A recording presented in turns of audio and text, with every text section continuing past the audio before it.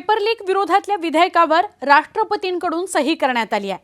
त्यामुळे हा कायदा आता देशभरामध्ये लागू झालाय। 29 जुलैला लोकसभेमध्ये हे विधेयक मंजूर झालं होतं। 2026च्या कायद्यामध्ये काय तरतुदी आहेत, किती शिक्षेची तरतूद आहे, कोणत्या परीक्षांना हा कायदा लागू आहे, हे सगळं सविस्तरपणे आपण सोप्या भाषेत समजून घेणार आहोत। व्हिडिओ शेवटपर्यंत नक्की बघा। नमस्कार, मी सुवर्णा, तुम्ही बघताय न्यूज 18 मराठी। सार्वजनिक परीक्षा सुधारणा विधेयक 2026 हे कायद्याचं नाव, पण सार्वजनिक परीक्षा दुरुस्ती विधेयक 2026 किंवा अँटी पेपर लीक बिल 2026 किंवा कागदपत्र गळती विधेयक 2026 असा कुठलाही उल्लेख चुकीचा नाही। 2024च्या कायद्यामध्ये सुधारणा करून कायद्याची सुधारित आवृत्ती 29 जुलैला लोकसभेमध्ये मांडली गेली आणि ते मंजूर सुद्धा झालं। राष्ट्रपतींची ही सही झालेली आहे। त्यामुळे आता सार्वजनिक परीक्षा गैरप्रकारांना प्रतिबंध सुधारणा कायदा 2026 देशभर लागू झालेला आहे। 2024चा कायदा बदललेला नाहीये, तर तो अधिक धारदार बनवण्यात आलेला आहे। संघटित पेपर फुटीच्या नेटवर्कला शिक्षा करणं हाच खरं तर मूळ उद्देश, पण जलद सुनावणी, कठोर शिक्षेची तरतूद या 2026च्या कायद्यामध्ये आहे। परीक्षा होण्यापूर्वी काही दिवस, काही तास जरी कोणत्याही मार्गाने जर आधीच परीक्षार्थींना प्रश्नपत्रिका किंवा त्यातले काही प्रश्न मिळाले असतील तर पेपर फुटला असं आपण म्हणतो, कारण ते प्रश्न मिळाले आणि त्याचा फायदा या परीक्षार्थींना झाला, म्हणजेच प्रामाणिक परीक्षार्थींना त्याचा फटका बसला। पेपर फुटतो तेव्हा विद्यार्थ्यांना कसा फटका बसतो ते बघूयात।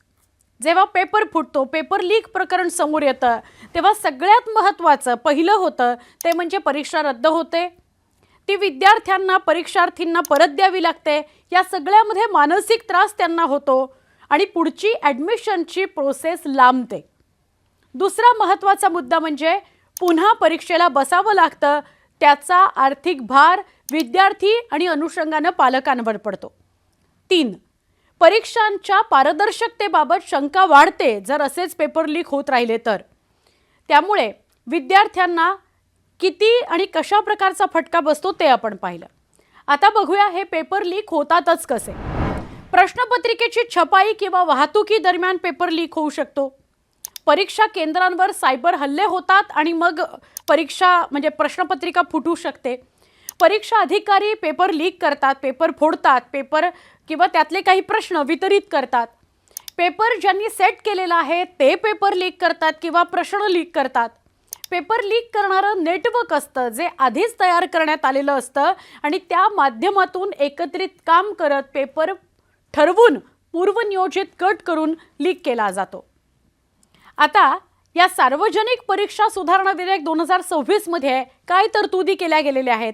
2024 मध्ये पण हा कायदा होता, पण त्याच्यात आणि 2026 मध्ये काय वेगळ्या तरतुदी आहेत ते आपण सविस्तरपणे बघूयात। पहिलं म्हणजे पेपर लीक प्रकरणातल्या आरोपींना किंवा टोळीला 10 वर्षांपर्यंतची तुरुंगवासाची शिक्षा होऊ शकते। दुसरं म्हणजे या कायद्यानुसार दंडाची रक्कम कठोर केली गेलेली आहे। पेपर लीक प्रकरणातल्या आरोपींना 10 कोटींपर्यंतच्या दंडाची तरतूद आहे। या कायद्यानुसार अशा पेपर लीक प्रकरणांमध्ये सगळ्या यंत्रणांकडून 60 दिवसांच्या तपास पूर्ण करणं बंधनकारक असणार आहे।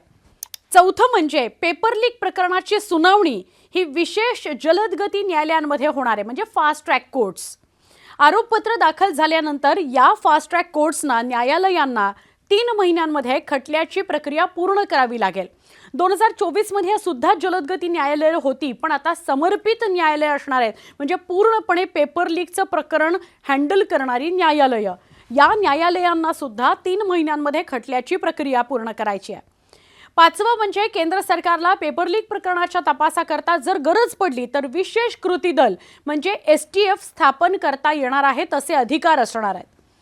सहावं म्हणजे राज्य सरकार आणि केंद्रशासित प्रदेशांकडून पेपर लीक प्रकरणांच्या न्यायालयांमध्ये विशेष सरकारी वकील याची नियुक्ती केली जाऊ शकते। सातवं म्हणजे उच्च न्यायालयाच्या खंडपीठाद्वारे अपीलावर सुनावणी होणं किंवा जामिनावर सुनावणी होणं किंवा निकाल या सगळ्या प्रक्रियेचा निपटारा जो आहे तो 3 महिन्यांमध्ये करायचा आहे। आठवं म्हणजे रद्द केलेल्या परीक्षेचा खर्च सरकार, जबाबदार व्यक्ती, संस्था यांच्याकडनं वसूल करू शकते. ज्यांनी पेपर लीक केलेले आहेत, मग ती व्यक्ती असो, संस्था असो, एखादं कॉलेज असो, एखादा क्लास असो, या सगळ्यांकडून ते पेपर फुटल्याचे जे खर्च आहेत, रद्द झालेल्या परीक्षेचा जो खर्च आहे, तो सरकार वसूल करू शकतं.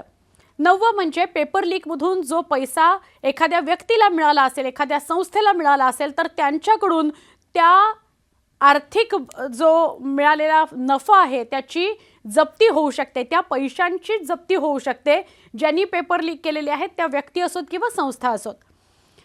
2024च्या विधेयकामध्ये काय बदल झालेत, प्रामुख्यानं 2026 मध्ये काय सुधारणा केली गेलेली आहे ते आता बघूयात. एकतर पेपर लीक प्रकरणातल्या दोषींना 2024च्या कायद्यामध्ये किमान 3 ते कमाल 5 वर्षांची शिक्षा होती, ती आता 2026 मध्ये वाढवली गेलेली आहे.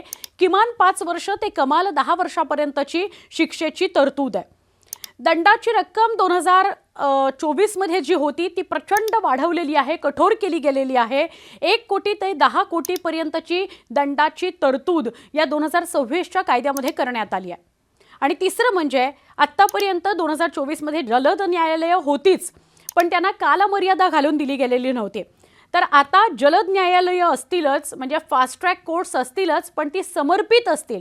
फक्त पेपर लीक प्रकरणासाठीचीच न्यायालयं असतील, त्याच्यासाठी विशेष सरकारी वकील सुद्धा नेमले जातील आणि त्या प्रकरणांची दररोज सुनावणी होईल, कारण कालमर्यादा घालून दिलेली आहे 3 महिन्यांची. तर 2024 आणि 2026 मध्ये काय बदल झालेत, काय सुधारणा केल्यात ते आपण बघितलं. आता बघूयात कोणते गुन्हे या कायद्याअंतर्गत येतील. एकतर परीक्षेपूर्वी प्रश्नपत्रिका किंवा प्रश्न लीक करणे, शेअर करणे. दुसरं म्हणजे परीक्षेपूर्वी किंवा परीक्षा सुरू असताना परीक्षार्थींना उत्तरपत्रिका दिली जाणं. तिसरं म्हणजे OMR शीटमध्ये फेरफार करणं. चौथं म्हणजे परीक्षेची माहिती असलेला सर्व्हर किंवा संगणक हॅक करणं. 5वं म्हणजे परवानगीशिवाय गुप्त प्रश्नपत्रिका किंवा परीक्षार्थींच्या नोंदी मिळवणं, म्हणजे त्यांना कॉन्टॅक्ट करता येईल. 6वं म्हणजे बोगस परीक्षार्थी होणं. आपल्याला परीक्षा द्यायची आहे, पण आपल्याऐवजी दुसरंच कोणीतरी परीक्षा द्यायला जातं.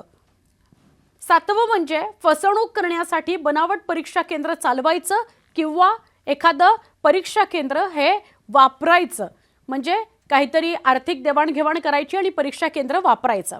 8वं परीक्षार्थींचे गुण, त्यांचे रँक किंवा त्यांची गुणवत्ता यादी यात बदल करणं. 9वं पेपर लीक प्रकरणामध्ये सहभागी व्हायचं किंवा नेटवर्क सोबत काम करायचं किंवा जे नेटवर्कमध्ये काम करतायत अशा लोकांना मदत करायची.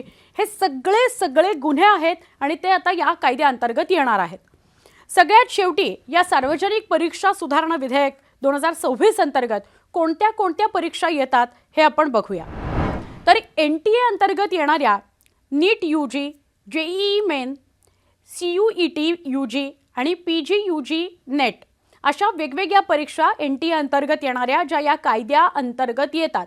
UPSC अंतर्गत येणाऱ्या नागरी सेवा, CDS, NDA, CAPF या सगळ्या परीक्षा. तिसरं म्हणजे SSC अंतर्गत घेतल्या जाणाऱ्या CGL असेल, CHSL असेल, MTS असेल, GD असेल, GE असेल या सगळ्या परीक्षा.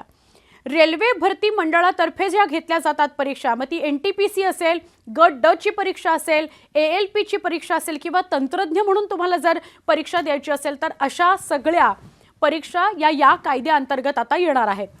IBPS अंतर्गत घेतल्या जाणाऱ्या PO, क्लर्क, SO, RRB या परीक्षा सुद्धा याच कायद्याअंतर्गत येणार आहेत. या सगळ्या परीक्षांमध्ये जर कुठेही पेपर लीकचं प्रकरण समोर आलं तर ते या कायद्याअंतर्गत हँडल केलं जाणार आहे. ही सगळी माहिती या कायद्याची संपूर्ण माहिती देणारी आहे. पण या व्यतिरिक्त इंडिया कोडवर या नव्या कायद्याची प्रत लवकरच अपलोड होईल. ती प्रत्येक विद्यार्थी आणि पालकानं चाललीच पाहिजे. हा व्हिडिओ तुम्हाला कसा वाटला, या व्हिडिओतली माहिती तुम्हाला उपयुक्त वाटली का, आम्हाला जरूर कळवा कमेंटच्या माध्यमातून.